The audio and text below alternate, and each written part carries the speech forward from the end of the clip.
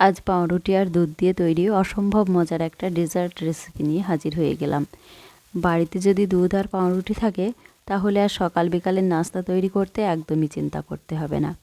বাইরে থেকে কিছু কিনেও আনতে হবে না, অথচ নাস্তাটি হয়ে যাবে হেলদি অ্যান্ড টেস্টি। রেসিপিটা বানানোর জন্য 4 পিস স্লাইস ব্রেড নিয়েছি। প্রথমে কোনাকুনি করে কেটে নিলাম, তারপর আবারও অর্ধেক করে এইভাবে কেটে নেব। তবে এই পাউরুটিগুলো ছোট বড় যে কোনোভাবেই কেটে নিতে পারেন।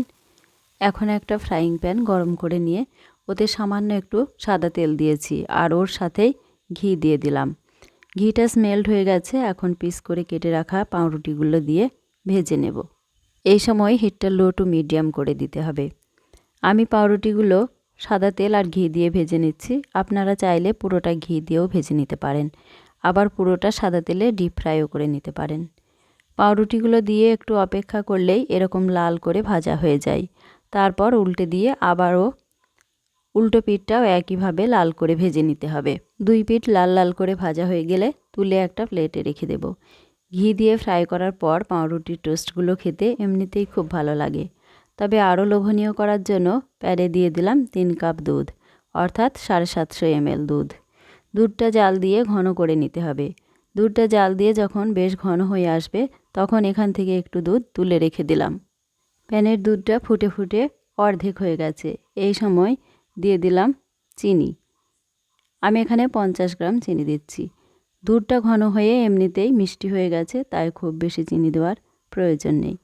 আর ফ্লেভারের জন্য দিয়ে দিলাম 1 চিমটি এলাচ গুঁড়ো। নাড়াচাড়া করে দুধের সাথে এলাচ গুঁড়োটাও ভালো করে মিশিয়ে নিতে হবে। তবে এলাচ গুঁড়োর পরিবর্তে একটু গোলাপ জলও দিয়ে দিতে পারেন। দুধে 1 চিমটি জাফরানও দিয়ে দিয়েছি সুন্দর একটা কালার আসার জন্য। তবে জাফরান হাতের কাছে না থাকলে সামান্য একটু ফুড কালারও দিয়ে দিতে পারেন, অথবা ফুড কালার এবং জাফরান কোনো কিছু না দিলেও চলবে। দুধটা ফুটে আরও ঘন হয়ে গেছে আর দুধ খুব সুন্দর একটা কালার চলে এসছে। এখন যে দুধটা তুলে রেখেছিলাম তার সাথে 2 চামচ কর্নফ্লাওয়ার মিশিয়ে নিয়ে ঘন দুধে দিয়ে দেব। আর কর্নফ্লাওয়ারটা দেওয়ার আগেই হিটটা একদম লো করে দিতে হবে। লো হিটে কর্নফ্লাওয়ারটা অল্প অল্প করে দুধের সাথে মিশিয়ে নিতে হবে, তাহলে আর দেলা পেকে যাবে না বা প্যানের নিচে লেগেও যাবে না। অল্প অল্প করে পুরোটা কর্নফ্লাওয়ার দেওয়া হয়ে গেছে। এখন ভালো করে নাড়াচাড়া করে দুধের সাথে মিশিয়ে নিতে হবে। তারপর হিটটা মিডিয়াম করে দুধটা 2 মিনিট ফুটিয়ে নিয়ে ইন্ডাকশানটা অফ করে দিতেছি। এখন ভেজে রাখা পাউরুটির উপর গরম গরম দুধের মালাই দিয়ে দিতে হবে।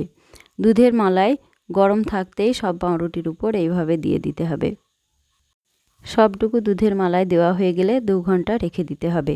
তারপর এটা সার্ভ করতে হবে।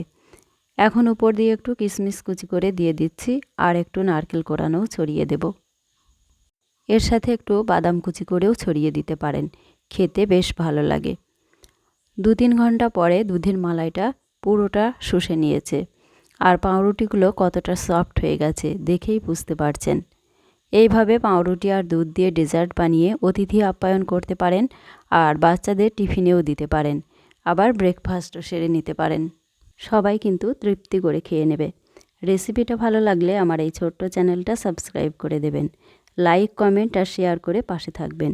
ভিডিওটা শেষ পর্যন্ত দেখার জন্য অসংখ্য ধন্যবাদ।